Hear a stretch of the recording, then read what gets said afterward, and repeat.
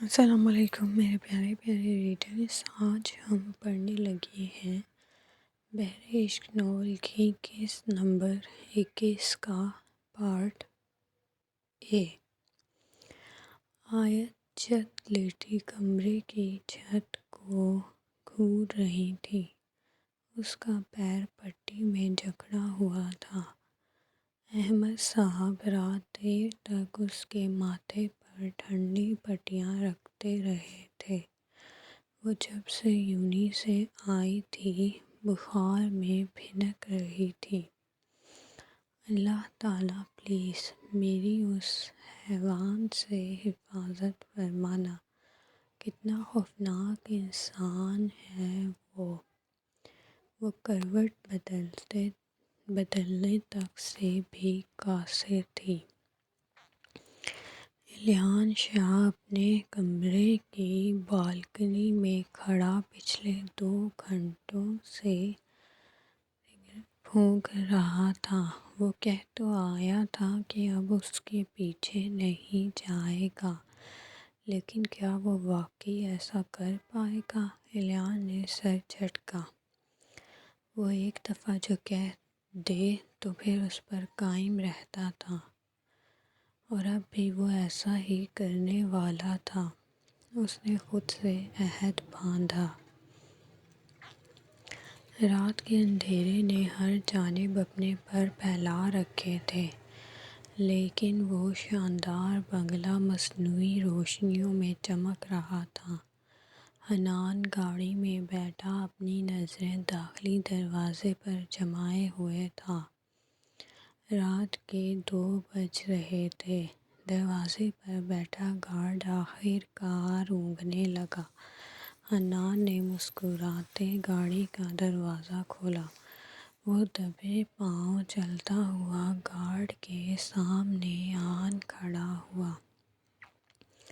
اس کے سامنے ہاتھ لہراتے اس نے کنفرم کیا کہ وہ سو چکا ہے۔ پھر وہ آہستہ سے دروازہ کھولتے اندر داخل ہوا۔ سیڑھیاں چڑھتے اس کا رخ اسٹڈی روم کی جانب تھا۔ جیب سے ٹارچ نکالتے اس نے اسٹڈی روم کا لاک کھولا۔ یہ چابی اس نے بے حد مشکل سے حاصل کی تھی۔ اندر داخل ہوتے اس نے دروازہ بند کیا۔ اب وہ پھرتی سے الماریاں کھنگال رہا تھا۔ اتنے سارے کاغذات کے بیچ ایک فائل ڈھونڈنا آسان نہیں تھا۔ اتنی ضروری فائل تم کہاں رکھ سکتے ہو زبیر شاہ؟ اس نے ایک پل کے لیے آنکھیں بند کرتے کھولیں۔ وہ زبیر شاہ کے ٹیبل کی طرف بڑھا جہاں اس کا لیپ ٹاپ رکھا تھا۔ سائیڈ ڈراز کھولتے اس کی آنکھیں چمکیں۔ مل گیا خزانہ۔ فائل اٹھاتے وہ مسکرایا۔ جلدی سے اسے اپنی شرٹ کے اندر ڈالتے اس نے ٹارچ بند کر دی۔ دھیان سے ہر چیز واپس اس کی جگہ پر رکھتے وہ کمرے سے باہر نکلا۔ ماہا جو پانی پینے کی غرض سے کچن میں گئی تھی، واپسی پر سیڑھیوں پر کھڑے کسی ہولو کو دیکھتے حواس باختہ ہوئی۔ اس سے پہلے کہ وہ چیختی، وہ ہیولا تیزی سے فاصلہ مٹاتے اس پر جھپٹا۔ حنان نے اسے کمر سے جکڑے قریب کھینچا۔ اپنی جیب سے رومال نکالتے اس نے ماہا کے منہ پر رکھ دیا۔ ماہا کی چیخ حلق میں دبی۔ چند سیکنڈز لگے اور اس کی آنکھوں کے سامنے سب دھندلا گیا۔ اس کا پھڑپڑاتا جسم ڈھیلا پڑا تو حنان نے اسے اپنی باہوں میں اٹھا لیا۔ یہ چڑیل کہاں سے ٹپک پڑی؟ وہ شدید جھنجھلایا۔ کہیں اس نے مجھے دیکھ تو نہیں لیا؟ یہ بات اسے مزید پریشان کر گئی۔ سارا کھیل وقت سے پہلے ہی بگڑ سکتا تھا۔ چاند کی روشنی بڑے بڑے روشن دانوں سے ہوتی ان دونوں پر پڑ رہی تھی، جس میں وہ اس کا نازک وجود اٹھائے سیڑھیاں اتر رہا تھا۔ اس کا رخ پچھلے کے دروازے کی طرف تھا جو اندر سے بند ہوتا تھا۔ وہ آسانی سے وہاں سے نکلتا چلا گیا۔ تیمور تولیے میں لپٹا بیڈ پر بیٹھا تھا۔ گلے رانا نے اسے کھڑا کیا۔ وہ ابھی ابھی نہایا تھا، بال گیلے اور جسم ٹھنڈ میں ٹھٹر رہا تھا۔ سب سے پہلے وہ اس کے بال خشک کرنے لگی۔ ماہا، بہت سردی ہے۔ وہ اس کے کان میں جھکتا سرگوشی کر گیا۔ گلے رانا نے مسکراتے پاؤڈر اٹھائے اسے لگایا۔ سکندر نے ان دونوں کو گھورا جو نہ جانے کیا راز و نیاز کر رہے تھے۔ وہ اب اسے یونیفارم پہنا رہی تھی۔ گلے رانا نے اسے تیار کرتے اسے اس کا بیگ پہنایا۔ سکندر اپنی جگہ سے کھڑا ہوا۔ بلیک 3 پیس سوٹ میں وہ بے حد ہینڈسم لگ رہا تھا۔ چلو، دیر ہو رہی ہے، پھر میری میٹنگ بھی ہے۔ وہ گھڑی پر وقت دیکھتے ان دونوں سے مخاطب تھا۔ بابا، آپ بھی جائیں گے؟ تیمور حیران ہوا۔ ہاں، کیوں؟ تمہیں میرا جانا اچھا نہیں لگ رہا؟ اس کے پوچھنے پر وہ دونوں گڑبڑائے۔ تیمور کا موڈ آف ہوا۔ رانا کی شرط تھی کہ وہ سکندر کے سامنے اسے ماما نہ بلائے۔ تبھی وہ اس کے کان میں بول رہا تھا، لیکن اب تو راستے میں بھی اسے کان میں ہی بات کرنی پڑے گی۔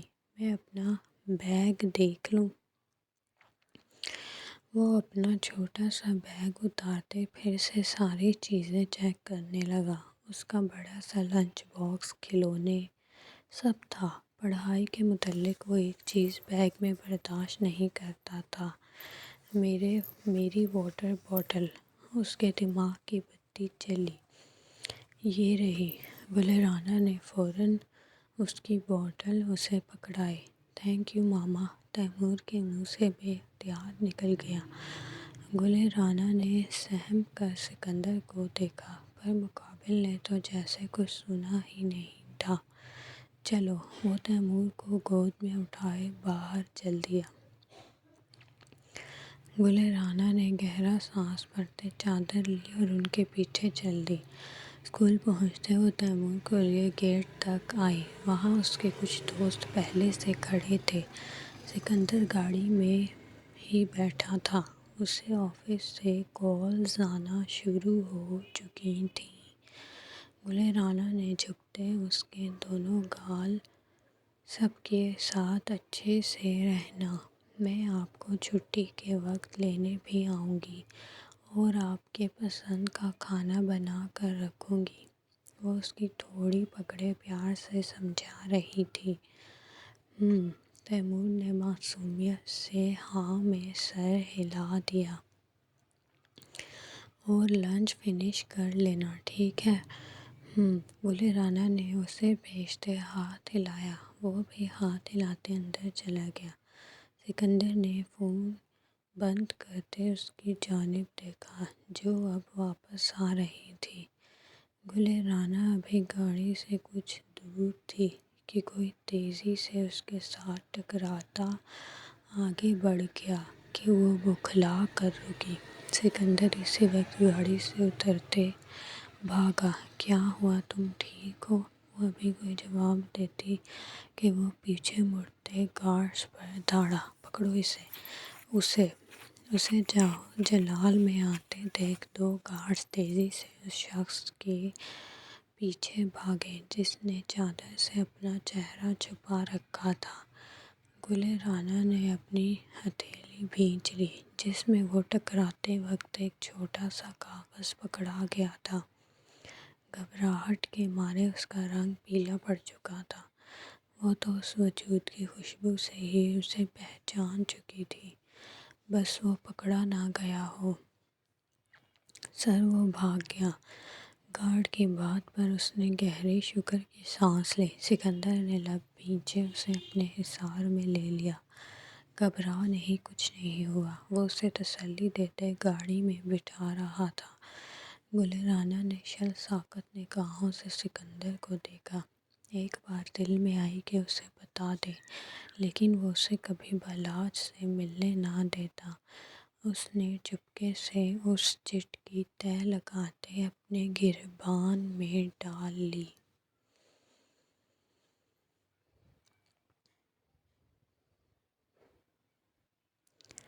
لائک کریں، کمنٹ کریں اور سبسکرائب کرنا نہ بھولیں۔ شکریہ۔